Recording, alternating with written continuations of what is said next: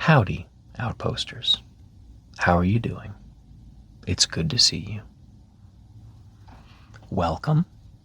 Welcome back. Welcome in. Welcome to the Nintendo e-reader special. If you're new to the channel, howdy. Please hit the subscribe button before you fall asleep if you like what we're doing here. If you're returning, you might remember one of the most recent videos was an overview of my Game Boy collection from childhood to now. One item stood out as a viewer favorite, and that was the e-reader. And the overwhelming request was to see what was on e-reader Pokemon cards. So we're going to have a look at that today. Again, this is my childhood Game Boy. I don't use it much, but today's a worthy cause to turn it on for. It still works great. I just don't like putting a lot of hours onto it. This giant Pikachu is not an e-reader card. This is an attention grabber and a bonus. You're welcome. This is not for use in play, but is a real Nintendo Pokemon card. Nintendo, Creatures, Game Freak, copyright 1999, 2000, Wizards. This is a giant Pikachu card.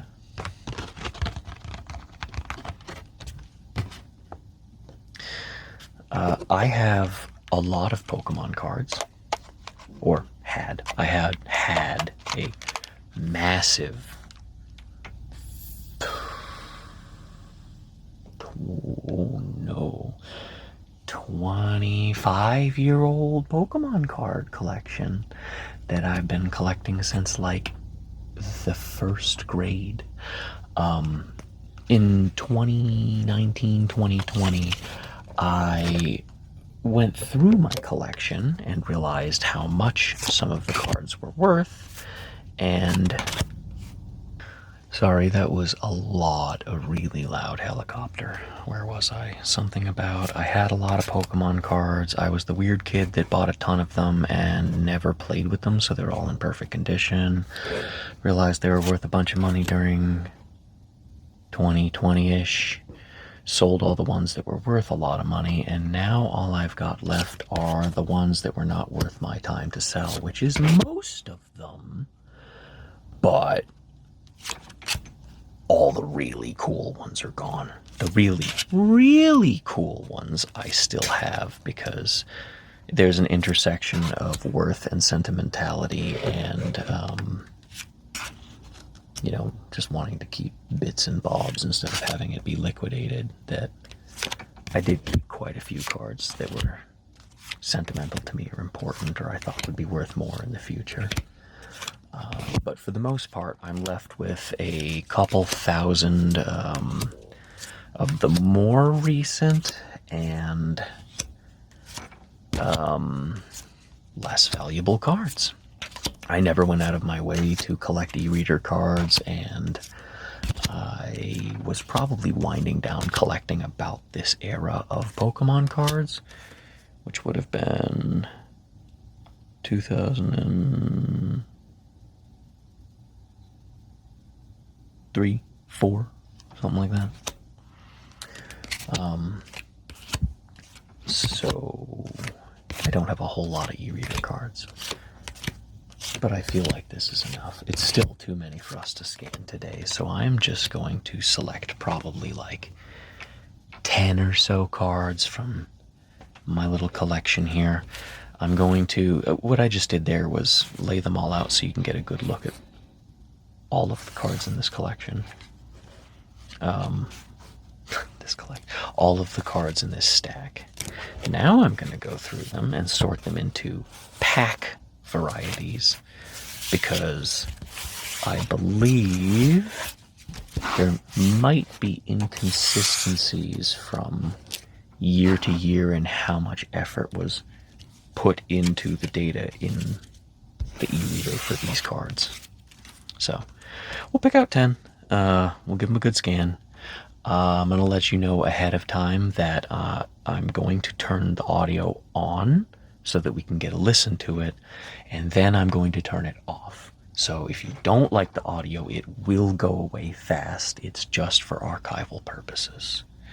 So let me start sorting these into packs. We've got little cornucopia fork thing, little e-pokeball, little reticle, pokeball, reticle, cornucopia, ball, reticle, cornucopia, X, new one, reticle, X, cornucopia,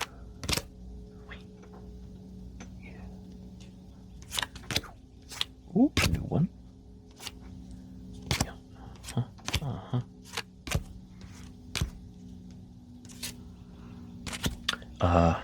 By the way, if you see any cards I'm flipping through you want, feel free to let me know and I can list them on eBay for you. I'm kidding. These are for sale, but I very much doubt there's anything actually here that is worth that much effort or transaction. And I don't care to look them up anymore. I have other stuff going on. Another new one. Where's the targety thing? I might go back and batch list a ton of Pokemon cards at some point, because it's just fun to run an eBay store. It's more of a hobby than anything. A good way to get some extra scratch and lighten your load. So let's see. We've got one of Water Drop Temple, one of Star Mountain, 3 of X. So let's just do one off that. This is the discard.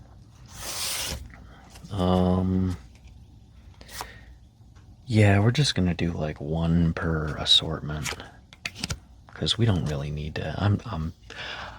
I remember how these e-readered a little bit, and they're pretty much all the same with different text. So we're gonna look at them, but we're not gonna look at a lot of them because you'll get bored fast. Trust me. So this is the discard pile. 2 Duskulls with different art from the same pack. Numbers 61 and 62. Same HP, different attacks. That's really unusual that they would have the same Pokemon twice in one pack. Whalmer, that's going to be the one from this one. Yeah, for sure.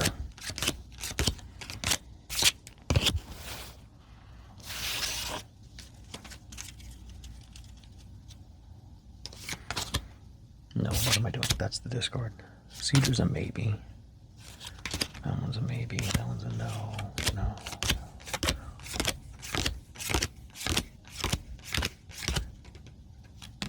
Yeah, let's go with that one. And then what do we got here? Ah, energy. I'm sorry, trainer. We have to do a trainer just for the sake of variety. What do we want to do? Energy search. Let's do that one. Alright, so these are the discards. I'm sorry if you saw your favorite Pokemon go by and we're not scanning that one. Feel free to leave it in a comment though, and maybe I'll do a short of it.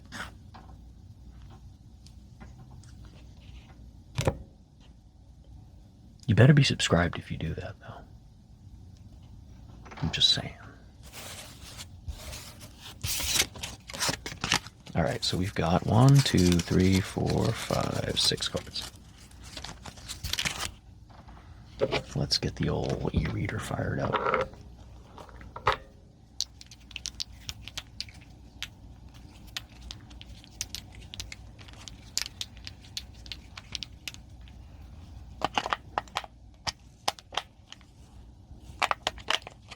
I have long since lost the battery door.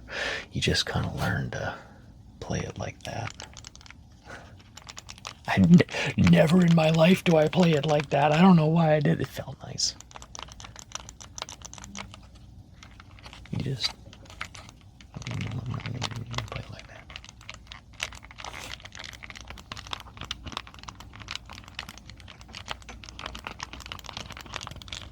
Really soft, well-worn in buttons. Alright, let's see where the volume is. All the way down. Now it's all the way up. I'm going to put the notch there and hope that it's not screaming loud. Ah. Perfect.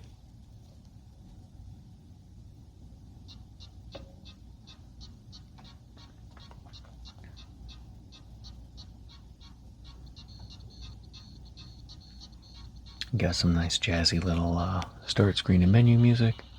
It says press a button, but it doesn't mean press A like any button. It means press the A button. It's the only thing it'll take. So you got some options in the menu. Card reader, communicate, and load saved, I think. Load saved, you could actually capture data off of some of the bigger cards that had whole games on them. And save a game that you scanned. I've got from Lord knows where or when, Donkey Kong 3 saved on here. No idea where that card is.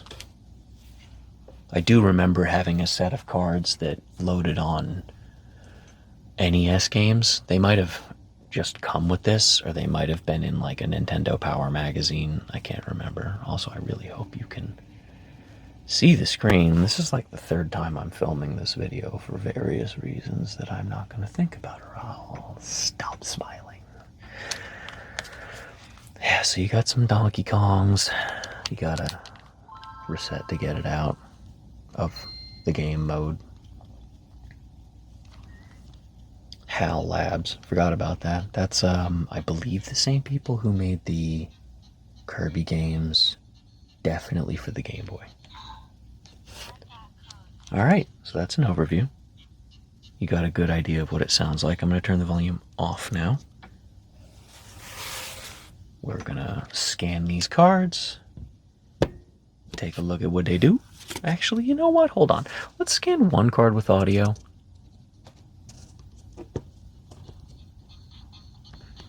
And then we'll go back.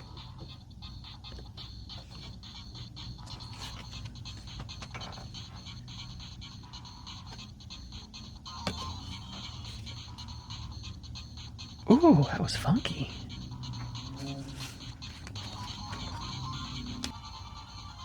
There's no way this is copyrighted, right? That anyone would care about.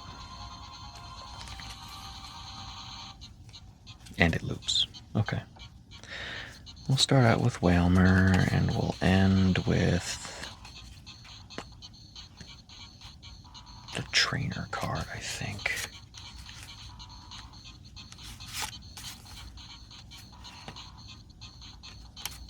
Yeah, let's go in that order.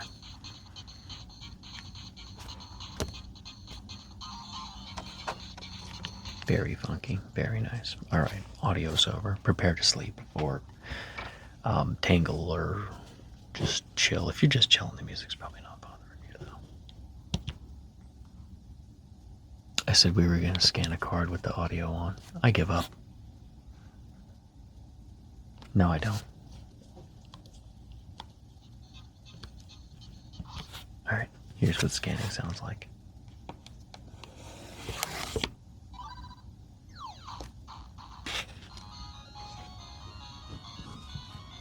And you can get a view of what the Pokemon card looks like when scanned in the e-reader.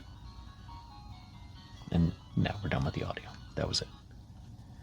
So, what you got is like the Pokedex entry. Then you've got a second screen about the card, and you've got, when you're in the Pokedex screen, pressing A to look at the evolution chart.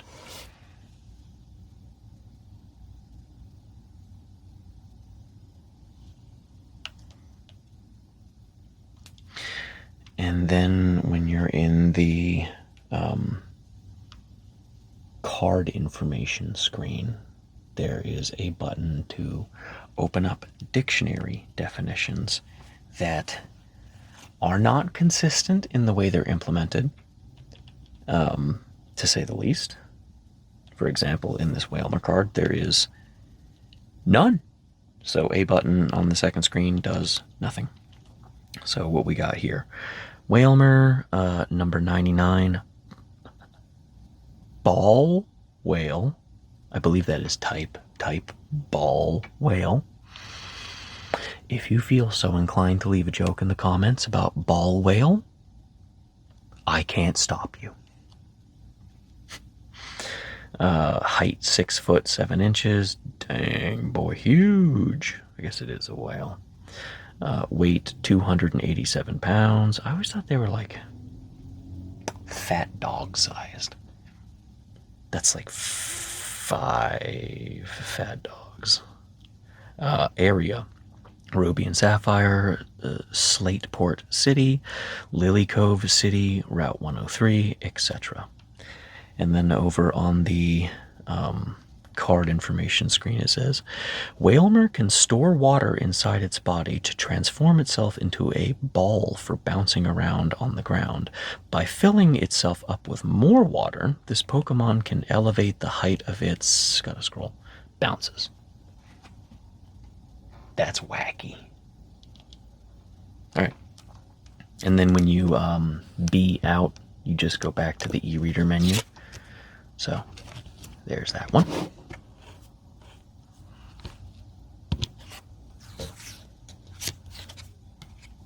Let's do this guy.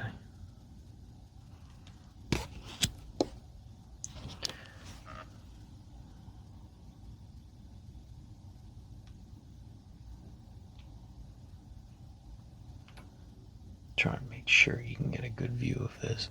I have lights everywhere. I don't know which one's going to be the predominant one that lets you see. Rhyhorn 111, type spike. Okay, so he's just a spike. That's pretty metal. I don't feel like reading all of this. This one has some dictionary definitions, though. Let's just see what the definition for Pokemon is. So here's the card about page, and if there's multiple definitions, you get to them by doing the L and R shoulder bumpers. So let's go back up to option Pokemon, definition. Pokemon, the colorful creatures that fight for you in the Pokemon trading card game. They are represented in the game by baby Pokemon, basic Pokemon, and evolution cards. That's what it says. That feels a little funny and stilted and maybe mistranslated. But that's the fun stuff you have to expect in these really ancillary design projects, like implementing the copy, the flavor copy for barcodes that can be extracted from the e-reader on the Game Boy. Like, who wrote for that? Who checked it? Who made sure all the cards were consistent? Was there a design document that instructed how you should write this copy?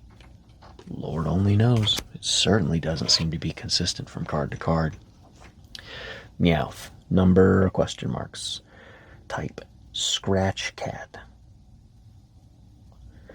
Area not found in Hoenn.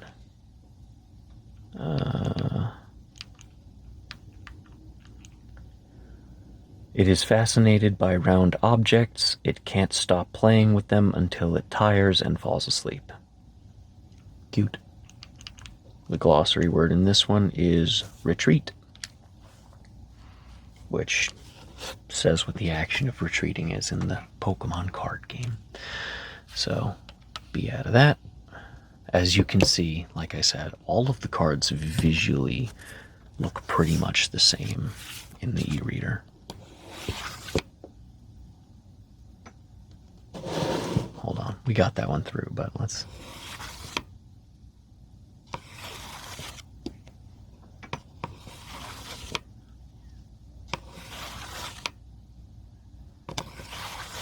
if we had one with a long barcode, that would sound like this.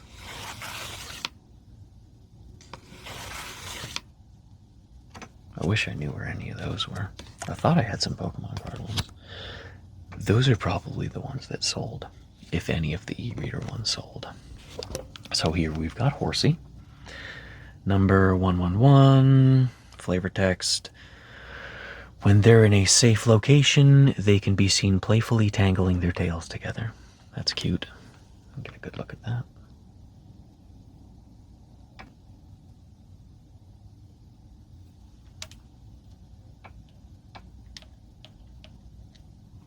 And then, wow, there's a lot of text over here on the card side. It looks like it actually has most of the flavor text. I'm sorry, most of the copy from the card written in here. That's cool. This is probably the best example so far of a card that actually has a fully filled out whatever they were supposed to fill out for that.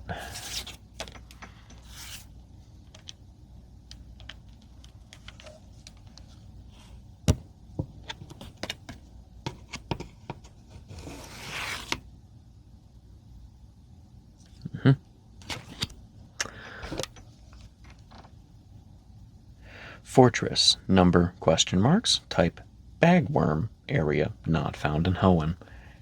Yeah, extremely little copy put into this one.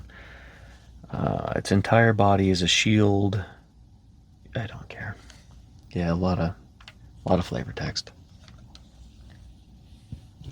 It was a lot of fun when you were a kid, opening up a pack, having all of these new barcodes to discover. Kept everything interesting. All right, and this was the trainer card. The trainer card appears to only have an about the card page, which I guess makes sense. It's not Pokemon. And it's a lot of text about the card with some definitions. So, deck, in play, definition for that. Definition for basic energy, hand, multicolor deck, type, energy. Energy is needed for attacks. Yeah, it's just a little bit of information about the card you have in your hand. So that's about it. That's what the Pokemon e-reader experience looked like. Put one back on here while I talk us out. I would very much call it a you had to have been there kind of thing. It was very fun at the time when all of it clicked and you didn't have to go out of your way. But if you were like collecting all of this now, don't expect it to be an absolute hidden treasure trove of information. You definitely can find some winners, actually, now that I'm thinking about that. Let me see here. I believe when I was spot checking a card earlier, I think it was Illumise. I think Illumise had something very sweet written in it. So let me scan that one, and that'll kind of be our little spoken word poetry wind down.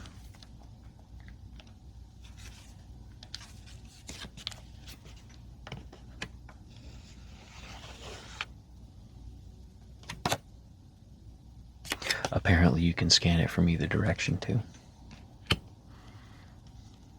Illumise, number 87, type Firefly.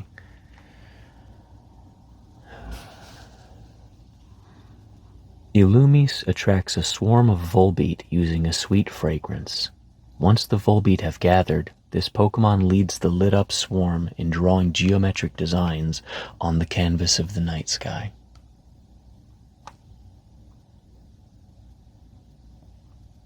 May your dreams be as beautiful.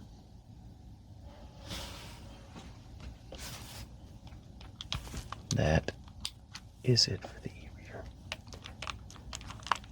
I hope you are asleep, or very deeply relaxed, or focused, or whatever you need it to be. I hope you have a great whatever it is out there for you right now. And most of all, I want to thank you for being here and sharing this moment with me, this little piece of Pokemon and Nintendo history. I want to thank you for being subscribed if you're subscribed. And I want to wish you a good one. See you in the next one, buddy.